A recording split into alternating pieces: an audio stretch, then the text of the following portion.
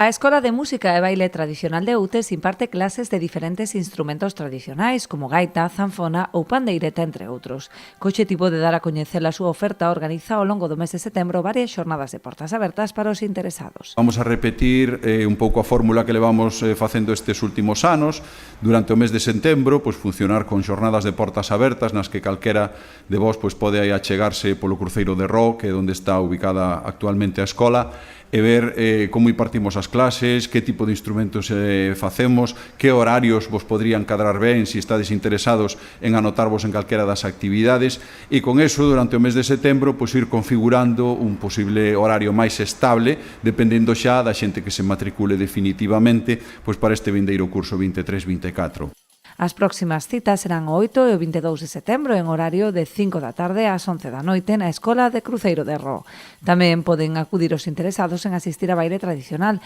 posto que a escola conta con varios grupos de adultos e infantís. As clases de baile son normalmente os venres para a iniciación de adultos e os sábados pola tarde para os máis pequenos e xa o grupo principal. Ao longo deste curso, o Concello abrirá tamén un proceso participativo para que os membros da escola cheguen as súas propostas co fin de buscar un nome de agrupación máis recoñecible que o acrónimo actual. E tamén que este ano imos abrir un proceso participativo para escoller un nome de agrupación. Como sabemos, o nome actual é un nome un pouco longo, ten un acrónimo moitas veces complicado para anunciar e para que a xente se entere tamén das actuacións que se fan ao longo do verán e dos intercambios dos que os participantes desta escola adoitan participar, e nós creemos que é positivo justamente buscar un nome entre todas as persoas que dan parte desta agrupación, buscarlle un nome máis atractivo, quizáis un nome que teña moito que ver co noso concello.